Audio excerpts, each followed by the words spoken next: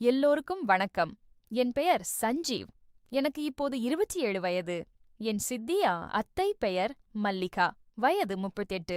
எனக்கு திருமணமாகி என் மனைவி பெயர் காயத்ரி. ஆனால் திருமணமான சில மாதங்களிலேயே எங்களுக்குள் அடிக்கடி சண்டை ஏற்பட்டது. அதனால் நாங்கள் தனித்தனியே வாழ முடிவு செய்தோம். சட்டப்படி விவாகரத்து பெற்று இப்போது நாங்கள் முழுமையாக பிரிந்துவிட்டோம். நான் தற்போது சென்னை மாதவரம் பகுதியில் வசிக்கிறேன். பெயிண்டராக வேலை பார்க்கிறேன். என் சித்தி மல்லிகாவுக்கு ஒரு அண்ணனும் ஒரு தம்பியும் உண்டு. அண்ணனின் மகன்தான் நான். அவர் தம்பிதான் சுரேஷ். சுரேஷும் நானும் ஒரே பகுதியில் வசிக்கிறோம். மல்லிகா எடுத்துப்புழல் அருகே குடியிருக்கிறார். அவர் கணவர் பெயர் விஜய். சிறுவயதில் நாங்கள் அனைவரும் ஒரே வீட்டில் இருந்தோம். அப்பொழுது எனக்கு வயதுக்கு மீறிய புத்தகங்களை படிக்கும் பழக்கம் இருந்தது. ஒருநாள் நான் அப்படி ஒரு புத்தகத்தை படித்துக் கொண்டிருந்த போது என் சித்தி திடீரென்று அறைக்கு வந்துவிட்டார். அவர் அந்த படங்களை பார்த்து விட்டார். முதலில் என்னை கடுமையாக திட்டினார். நான் அந்த புஸ்தகத்தை படுக்கைக்கு கீழே வைத்துவிட்டு வெளியே சென்றேன். இரவு திரும்பி வந்து பார்க்கும்போது அந்த புஸ்தகம் அங்கு இல்லை. சித்திதான் எடுத்திருப்பார் என்று புரிந்தது. மறுநாள் நான் வேறொரு புத்தகம் வாங்கி வந்தேன். மீண்டும் அதே இடத்தில் வைத்தேன். மாலைக்குள் அதுவும் மறைந்துவிட்டது. இரவு எனக்கு உறக்கம் வரவில்லை. பொறுமை இழந்து சித்தியின் அறைக்கு பதுங்கிச் சென்றேன். கதவை மெதுவாக திறந்தேன். உள்ளே என்ன பார்த்தேன்? என் சித்தி மல்லிகா அதே புத்தகத்தை ஆர்வமாக படித்துக் கொண்டிருந்தார். எனக்கு அதிர்ச்சியாக இருந்தது. நான் அவருக்கு முன்பாகவே நின்றுவிட்டேன். அன்றிரவு நான் சித்தியிடம் நேரடியாக கேட்டுவிட்டேன். உங்களுக்கும் அந்த புத்தகம் தேவைதானே? அவர் முதலில் மறுத்தார். பிறகு மெதுவாக ஒப்புக்கொண்டார். நீ கொடுத்தால் படிக்கிறேன் என்றார். நானும் நான் வைத்த புதிய இடத்திலிருந்து புத்தகத்தை எடுத்துக் கொடுத்தேன். அதிலிருந்து நாங்கள் மாறி மாறி அந்த புத்தகங்களை படிக்க ஆரம்பித்தோம். படிப்பது மட்டுமின்றி ஒருவருக்கொருவர் நெருங்கவும் தொடங்கினோம். சித்தி மருமகன் உறவுக்கு அப்பால் ஏதோ தகாத விதத்தில் நாங்கள் ஈடுபடத் தொடங்கினோம். வீட்டில் யாரும் இல்லாத நேரங்களில் எங்கள் உடல் உறவு அடிக்கடி நடக்க ஆரம்பித்தது. நான் அப்போது கல்லூரியில் படித்துக் கொண்டிருந்தேன். சித்தி மல்லிகா எனக்கு பண உதவிகளும் செய்தார். சில மாதங்களில் அவருக்கு வேறு ஒரு ஊரில் திருமணம் நிச்சயமானது. என் அப்பாவும் சுரேஷும் சேர்ந்து மல்லிகாவை விஜய்க்கு மணமுடித்துக் கொடுத்தார்கள். நான் அதை தடுக்க முடியாமல் போனது. திருமணத்துக்குப் பிறகும் மல்லிகா எங்கள் வீட்டுக்கு வரும்போதெல்லாம் இரவு நேரங்களில் நாங்கள் சந்தித்தோம். பிறகு எனக்கும் காயத்ரி மூலம் திருமணமாகிவிட்டது. மனைவியுடன் தனி குடித்தனம் நடத்தினேன். ஆனால் மல்லிகாவுடனான உறவு நிற்கவில்லை. மாறாக நாங்கள் லாட்ஜ்களில் சந்திக்கத் தொடங்கினோம். யாருக்கும் தெரியாமல் உடல் தேவைகளை நிறைவு செய்து கொண்டோம். அவர் எனக்கு பணமும் கொடுத்தார். நான் அவருக்கு உடல் சுகமும் கொடுத்தேன். சுரேஷ் இறந்த பிறகு அவர் மனைவி எனக்கு சித்தி தனியாக ஆனார். அவர் பெயர் ரேணுகா. வயது 42. நான் அவருக்கு உதவுவதற்காக அடிக்கடி அவர் வீட்டுக்குச் செல்ல ஆரம்பித்தேன்.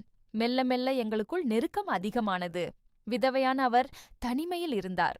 ஊரில் யாரும் அவரை கவனிக்கவில்லை. நானும் மனைவியை பிரிந்து உடல் தேவைகளுடன் இருந்தேன். இந்த நிலையில் எனக்கும் ரேணுகாவுக்கும் தகாத உறவு ஏற்பட்டது.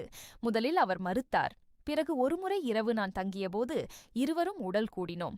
அதன் பின்னர் அது வழக்கமாக மாறியது. நான் மல்லிகாவுடனும் ரேணுகாவுடனும் மாறி மாறி உல்லாசமாக இருந்து வந்தேன். மல்லிகா வரும்போது எப்போதாவது, ரேணுகா தினமும். எனக்கு அது ஒரு பழக்கமாகிவிட்டது. ஒரு கட்டத்தில் ரேணுகாவின் வீட்டிலேயே நிரந்தரமாக தங்க முடிவு செய்தேன். என்னுடைய வீட்டை காலி செய்துவிட்டு அவருடன் வாழ ஆரம்பித்தேன். அக்கம்பக்கத்தினர் ரேணுகாவுக்கு துணையாக இருக்கிறான் என்று நினைத்தார்கள். எங்களுக்குள்ளான இரகசியம் யாருக்கும் தெரியவில்லை. நாங்கள் இரவும் பகலும் ஒன்றாக இருந்தோம். மல்லிகா வந்ததும் ரேணுகாவின் வீட்டுக் கதவை உடைத்துக் கொண்டு உள்ளே நுழைந்தார். நான் மற்றும் ரேணுகா ஒரே அறையில் இருந்தோம். சட்டையெல்லாம் கலைந்திருந்தது. மல்லிகாவுக்கு கோபம் தாங்கவில்லை. என்னை ஏமாத்திட்டியா? என்னிடம் பணம் வாங்கிட்டு இங்கே இவளோட சுகமா இருக்கியா என்று கத்தினார். நான் எதுவும் பேசவில்லை. ரேணுகா பயந்து போய் மூலையில் ஒதுங்கிக் கொண்டார். மல்லிகா என்னை திட்டத் தொடங்கினார். இந்த தகாத உறவை விடு என்றார். இல்லைன்னா நான் காவல்துறையில் சொல்லிடுவேன் என்று மிரட்டினார். எனக்கு ஆத்திரம் வந்தது.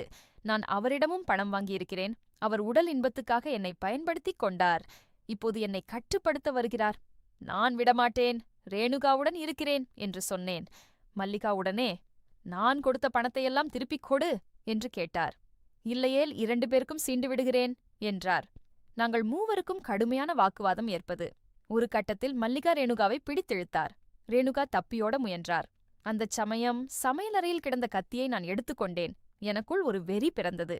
இவளை ஒழித்துவிட்டால் எல்லாம் சரியாகிவிடும் என்று தோன்றியது.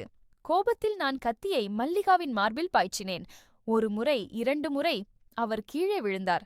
ரத்தம் வழிந்தது. அவர் கதறினார். நான் நடுங்கினேன். ரேணுகா அலறினார். பக்கத்து வீட்டுக்காரர்கள் கதவை தட்டினார்கள். நான் கத்தியை அங்கேயே போட்டுவிட்டு பின் கதவு வழியாக தப்பினேன்.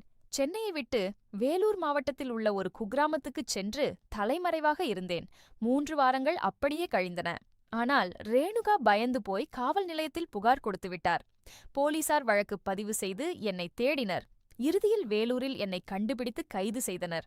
விசாரணையில் நான் உண்மையை ஒப்புக்கொண்டேன். எனக்கும் மல்லிகாவுக்கும் தகாத உறவு, பின் ரேணுகாவுடனும் பணப்பரிமாற்றம், முடிவில் கொலை. இதைக் கேட்டு போலீசாரும் அதிர்ச்சியடைந்தனர். வழக்கு சென்னை மகளிர் நீதிமன்றத்தில் விசாரணைக்கு வந்தது. எனக்கு ஆயுள் தண்டனையும் ரூ. 10,000 அபராதமும் விதிக்கப்பட்டது. இன்று நான் சிறையில் இருக்கிறேன். என் சித்தி ரேணுகா வெளியில் இருக்கிறார். நான் செய்தது பெரும் தவறு. ஆசை, பணம், உடல் இன்பம் இவற்றுக்காக ஒரு மனிதனை கொன்றுவிட்டேன். உங்களுக்கு இந்த கதை படித்ததும் என்ன புரிந்தது? கீழே உங்கள் கருத்தைச் சொல்லுங்கள். இந்த வீடியோவை பகிருங்கள். நன்றி.